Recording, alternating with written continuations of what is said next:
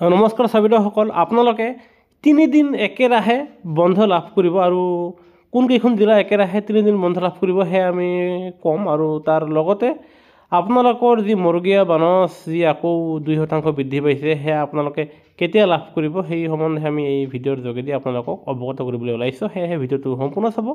আনহাতে যিসকল ছাৰ বাইদেউ প্ৰথমবাৰৰ বাবে আমাৰ চেনেলটো চাই আছে তেওঁলোকৰ প্ৰতি এটা অনুৰোধ, চৰকাৰী কৰ্মচাৰী আৰু পেঞ্চনাৰৰ প্ৰতিটো শেহতীয়া খবৰ তথ্য সহকাৰে পাবলৈ আমাৰ চেনেলটো নিশ্চয় লাইক এটা দি শ্বেয়াৰ আৰু ছাবস্ক্ৰাইব কৰিব নাপাহৰিব।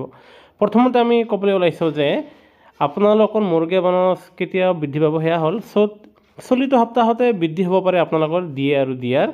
কেন্দ্ৰীয় চৰকাৰে চলিত সপ্তাহতে কৰ্মচাৰীৰ ডিএ আৰু ডিআৰ বৃদ্ধিৰ ঘোষণা কৰাৰ সম্ভাৱনা আছে। ইয়াৰ দ্বাৰা 1,12,00,000ৰো অধিক কেন্দ্ৰীয় কৰ্মচাৰীসকলৰ লগতে ৰাজ্যিক কৰ্মচাৰী আৰু কেন্দ্ৰীয় পেঞ্চনভোগী আৰু ৰাজ্যিক পেঞ্চনভোগীসকল উপকৃত হ'ব। সমাগত হোলীৰ সময়তে চৰকাৰে এই ঘোষণা কৰিব পাৰে বুলি এটা সূত্ৰই দাবী কৰে।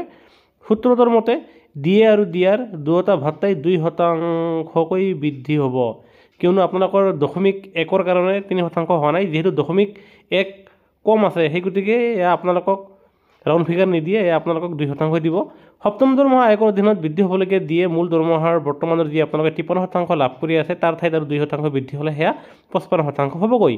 উল্লেখযোগ্য যে কৰ্মচাৰীসকলে ডিএ দিয়াৰ বিপৰীতে পেঞ্চনভোগীসকলেও তেওঁলোকে ডিএ লাভ কৰে আৰু সেয়েহে হোলীৰ আগে আগে কেন্দ্ৰীয় কেবিনেটে আপোনালোকৰ 2% মৰুগীয়া বানচ মোকলাই দিব পাৰে বুলি বিশেষ সূত্ৰৰ খবৰৰ ভিত্তিত এয়া জনা গৈছে।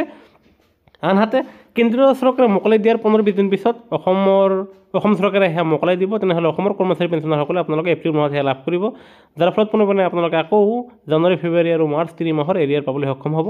এতিয়া আমি ক'বলৈ ওলাইছোঁ যে আপোনালোকে 3 দিন একেৰাহে যি বন্ধ লাভ কৰিব আৰু এই বন্ধ আপোনাৰ কেৱল অসমৰ 3খন জিলাৰ লাভ কৰিব আৰু সেই জিলা 3খন হ'ল কামৰূপ মেট্ৰ', লগতে আপোনাৰ শ্ৰীভূমি আৰু কাছাৰ শিলচৰ।